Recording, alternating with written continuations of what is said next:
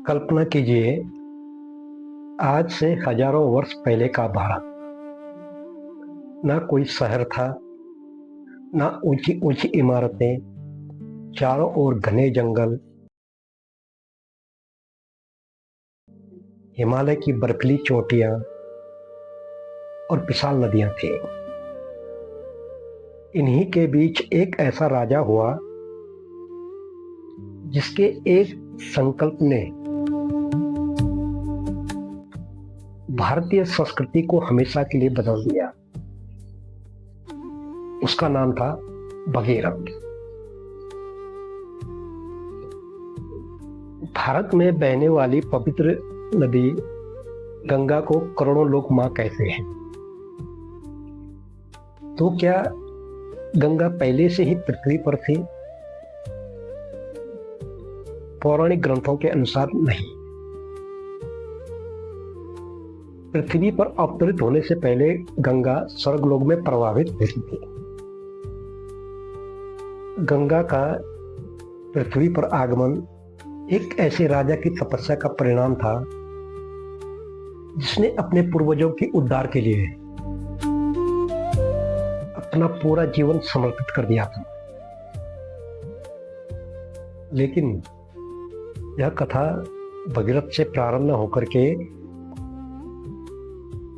उनके पूर्वज राजा सगर से प्रारंभ होती है। नमस्कार, मैं प्रमोद। कहानी शुरू करते हैं। वाल्मीकि रामायण, इसका बालकांड।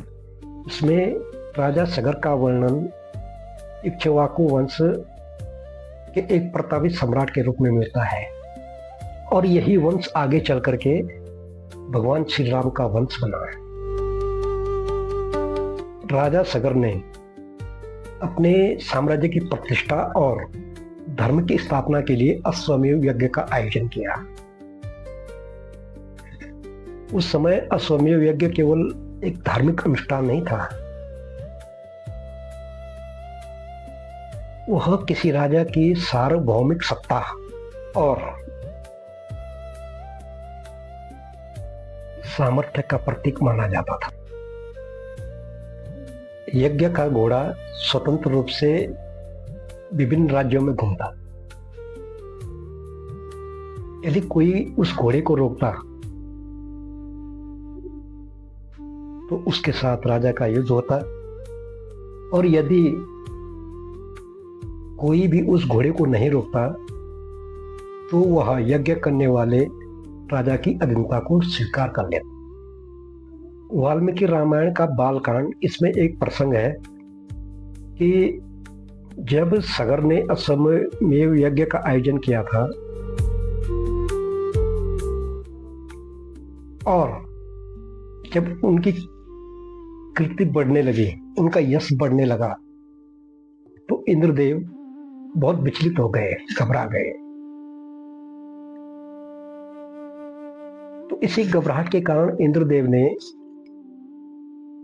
सगर के अश्वमेध यज्ञ के उस घोड़े को चुरा लिया, उसको पकड़ा और पकड़ करके महर्षि कपिल के आश्रम के नजदीक उसको छुपा दिया। जब घोड़ा काफी समय तक दिखाई नहीं दिया तो राजा सगर ने अपने 60,000 पुत्रों को आदेश दिया कि घोड़े को ढूंढकर लाया जाए। तो 60,000 पुत्र घोड़े को ढूंढने के लिए निकलते हैं।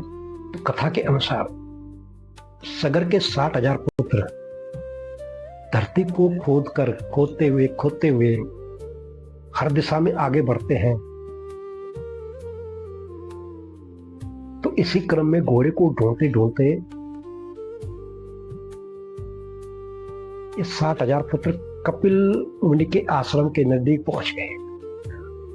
और जब आश्रम के नजदीक पहुंचे तो इनको घोड़ा वहां दिखाई दिया और बिना कुछ सत्य जाने इन्होंने कपिल मुनि पर घोड़ा चुराने का आरोप लगा दिया।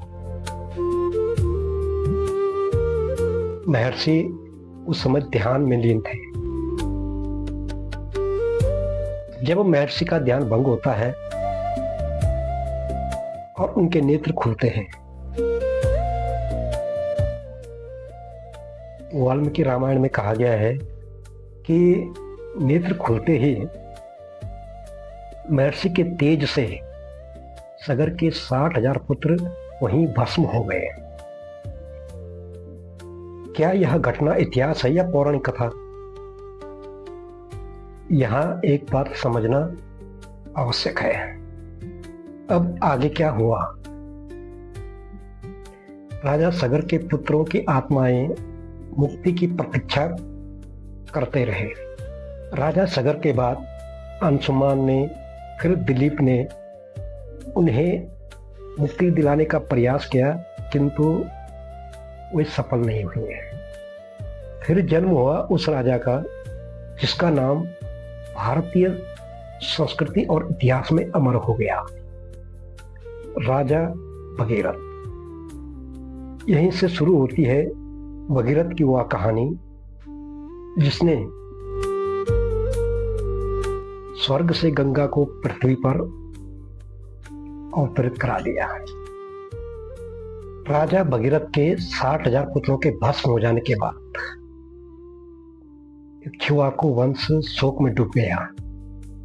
सबसे पहले राजा अंशुमान ने गंगा को पृथ्वी पर लाने का प्रयास किया, लेकिन इनको भी सफलता नहीं मिली। उसके बाद इनके पुत्र दिलीप ने भी कई वर्षों तक घोर तपस्या की, लेकिन उनको भी सफलता नहीं मिली। समय बीतता गया। फिर इक्ष्वाकु वंश में एक ऐसे राजकुमार का जन्म हुआ जिसका नाम था भगीरथ। कहा जाता है कि बचपन से ही भगीरथ अपने पूर्वजों की अधूरी कहानी सुनते हुए बड़े हुए हैं। जब उन्हें ज्ञात हुआ कि उनके पूर्वज अब भी मुक्ति की प्रतीक्षा कर रहे हैं, तो उन्होंने एक ऐसा निर्णय लिया जिसने उनके जीवन की दिशा ही बदल दी। उन्होंने राज सिंहासन, वैभव, सुख सुविधाएं सब कुछ त्याग दिया और हिमालय की ओर निकल पड़े। प्राचीन ग्रंथों में वर्णन मिलता है कि भगीरथ ने कठोर तप किया, वर्षों तक उपवास करते रहे, ध्यान में लीन रहे और भगवान से सिर्फ एक ही वर मांगते रहे कि गंगा पृथ्वी पर अवतरित हो। कठिन तपस्या के बाद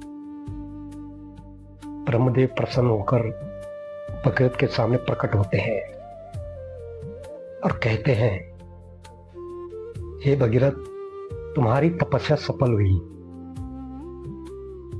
गंगा पृथ्वी पर अवश्य जाएगी, लेकिन गंगा का वेग इतना प्रचंड है कि पृथ्वी उसको सहन नहीं कर पाएगी। इसलिए गंगा के वेग को रोकने के लिए तुम्हें शिव की उपासना करनी पड़ेगी। तो ब्रह्मा के निर्देश पर भगीरथ फिर से कठिन तपस्या में लग जाते हैं, शिव की आराधना करते हैं। भगीरथ शिव को भी प्रसन्न करते हैं और शिव गंगा को अपनी जटाओं में धारण करने के लिए तैयार हो जाते हैं। जब स्वर्ग से पृथ्वी पर उतरी गंगा, उस समय पर्वत चोटियां मौन थी। भगीरथ की प्रार्थना सफल हो चुकी थी। ब्रह्मा ने वरदान दे दिया था और भगवान शिव ने गंगा को धारण करने का वचन। अब प्रतीक्षा थी उस क्षण की जो भारतीय संस्कृति की एक महान घटनाओं में से स्वर्ग से गंगा का प्रस्थान। वाल्मीकि रामायण के अनुसार ब्रह्मा ने गंगा को आदेश दिया और गंगा धरती पर अवतरित होने के लिए आगे बढ़ने लगती है। किंवदंती के अनुसार गंगा को अपने वेग और विराट स्वरूप पर गर्व था। उन्होंने सोचा कि वे अपने प्रबल वेग और प्रभाव के बल पर सीधे पृथ्वी पर अवतरित हो जाएंगे। लेकिन भगवान शिव पहले से तैयार थे और जैसे ही गंगा आकाश से गिरी तो भगवान शिव ने अपनी विशाल जटाओं में उसे समेट लिया। गंगा की पूरी धारा उनकी जटाओं में उलझ गई। पृथ्वी पर गंगा की एक बूंद तक नहीं पड़े। यह दृश्य देख करके भगीरथ चिंतित हो जाते हैं।